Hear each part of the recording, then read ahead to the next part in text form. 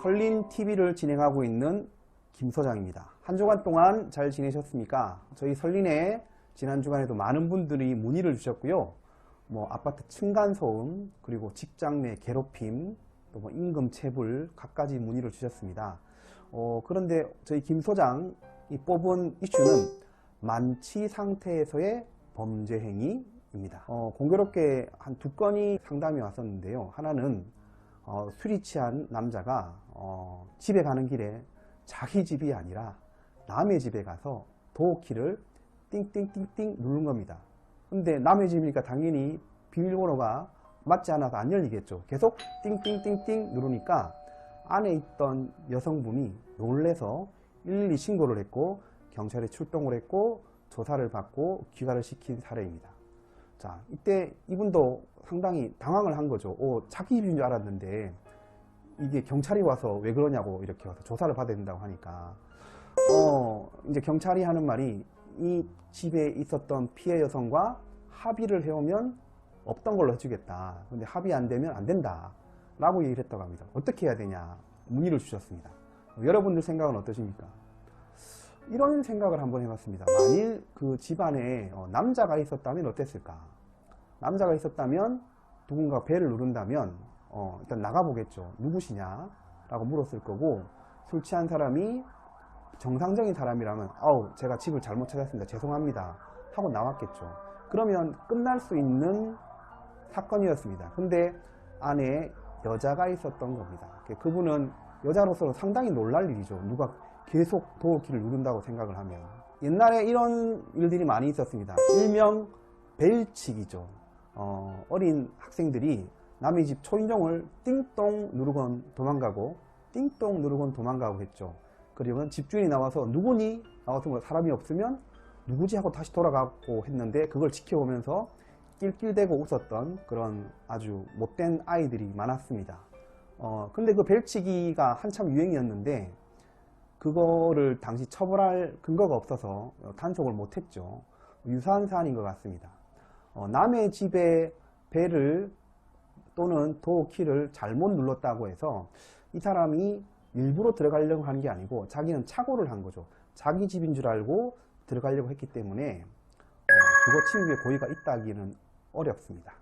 그래서 합의를 하지 않아도 경찰로서는 입건하기는 처벌하기는 어려울 것이다 라고 생각합니다.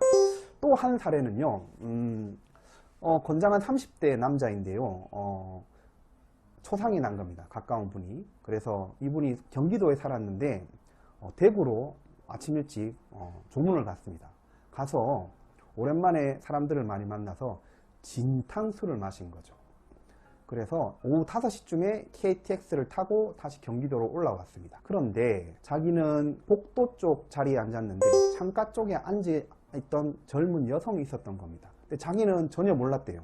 근데 자리에 앉자마자 잠이 고락 떨어진 거죠. 그런데 대전쯤 왔는데 누가 깨우더랍니다.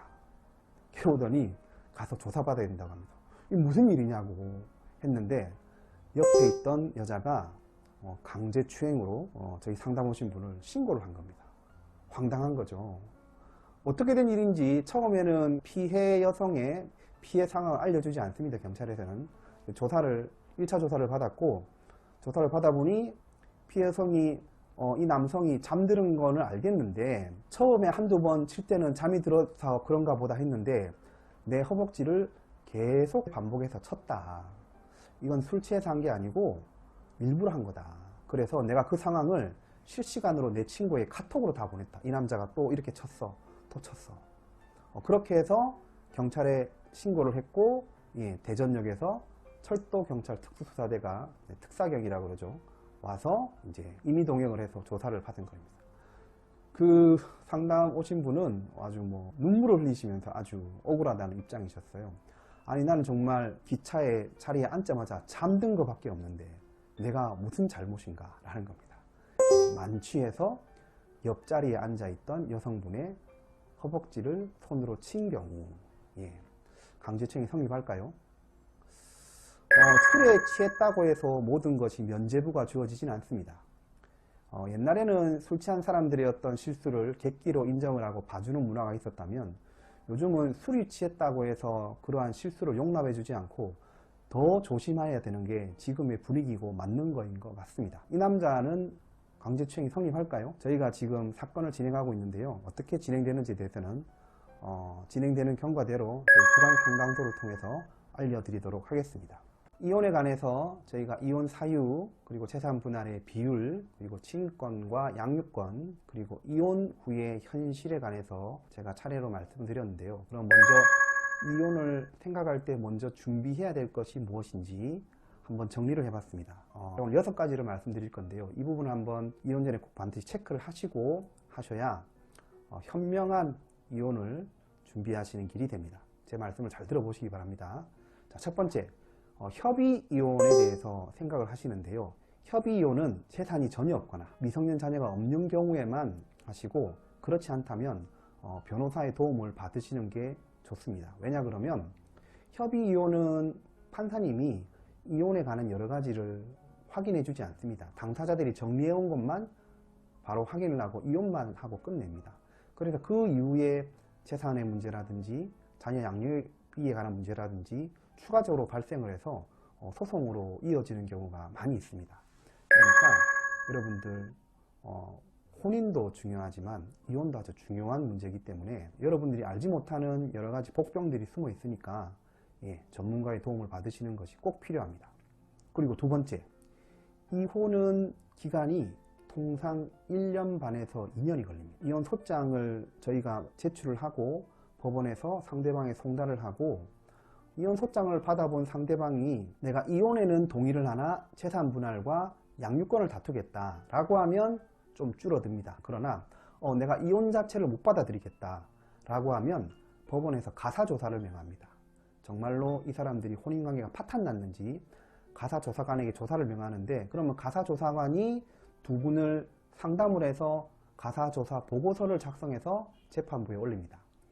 그런데 이 가사조사 보고서를 작성하는 기간이 법원에 따라 6개월 이상 걸리기도 합니다. 그러니까 재판 시작하기도 전에 6개월 동안 조사한다고 시간이 보내는 겁니다. 그 후에 재산 분할, 양육권 다투고 하면요, 1년 반, 2년은 그냥 쑥 지나갑니다.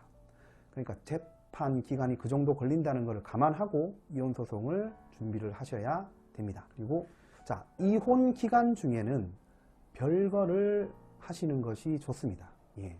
이혼 기간 중에 같이 동거를 하시게 되면, 첫 번째, 이혼을 원치 않는 상대방이 계속 회유를 합니다.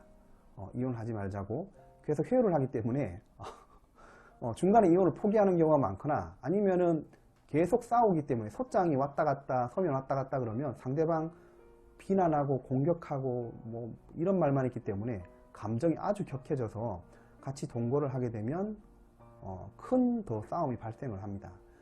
그래서 만약 이혼을 준비하시는 분이라고 하시면 내가 이혼 기간 전에는 이미 나가서 별거를 한 상태에서 한다고 보시는 것이 맞습니다. 그리고 이 부분인데요, 내가 만약 이혼 후에 자녀를 직접 양육하고 싶다면 절대 아이들과 떨어져 있으면 안 됩니다. 아이들을 꼭 데리고 있어야 됩니다. 내가 남편이 되었든 아내가 되었든 아이를 놔두고 나오는 순간 아이는, 제가 재판 기간이 1년 반에서 2년 간다 그랬잖아요. 그 기간 동안 이제 그 생활이 형성이 됐어요. 그런데 재판을 마치고 난 다음에 엄마나 아빠에게 양육권을 줘버리면 아이들 환경이 바뀌잖아요. 그렇기 때문에 재판부는 특별한 사정이 없으면 그러한 결정을 하지 않습니다. 그러니까 자신이 아이를 키우고 싶다면 별거를 하기 전에 절대 아이와 떨어지지 마라. 아이를 데리고 나오든지 하셔야 됩니다. 그리고 재산 분할 비율은 거의 반을 준다고 생각을 하셔야 됩니다. 재산 분할의 대상이 되는 것은 부동산이 있을 수 있고요. 그다음 예금, 그다음 요즘 주식, 보험도 있고요. 또 퇴직금도 있고 그렇죠. 요즘은 저희들이 이혼 소장을 내면서 한 10가지 이상의 사실조회를 각 부처에 다 합니다. 그러면 그거 오는데 한 4, 5개월 걸리긴 합니다. 근데 이 사람이 어떤 보험을 들었고 어떤 예금을 가지고 있고 다 조회가 돼서 나옵니다. 그러니까 재산을 처음부터 다른 사람 명의로 했던 재산이면 모르겠는데, 근데 그 경우에도 대부분 부부 생활이니까 말을 해서 알죠. 상대방이 재산 어딘지 다 압니다. 그러니까 이 재산은 거의 반을 준다 라고 생각을 하시는 게 맞습니다. 그리고 예금 같은 경우에 그 이혼 소송 전에 거액이 인출이 됐다. 그런 경우에 이 인출된 용도를 소명하지 못하면 이 돈은 네가 따로 빼돌린 돈이니까 그대로 재산 분할 비율의 대상에 포함을 시켜버립니다. 그러니까 요즘은 그렇게 재산을 숨기는 것이 쉽지 않더라고요. 그러니까 거의 반을 준다. 이혼하는 사람은 내가 거의 반을 가져올 수 있다 라고 생각하시는 것이 맞습니다. 그리고 이혼 소송을 하면서 소장을 쓰면서 항상 붙는 것이 위자료 청구입니다. 일단 저희가 변호사들은 혼인 파탄의 원인이 상대방에 있다 라고 주장을 하고 그 과정에서 이로 인한 위자료로 3천만원, 많게는 5천만원까지 청구를 합니다. 그런데 실제로 이 위자료 청구가 인용되는 경우는 거의 없습니다. 왜 그럴까요? 예, 양쪽 얘기를 들어보면 꼭 한쪽이 잘못해서 혼인이 파탄났다라고 보기 어렵기 때문입니다.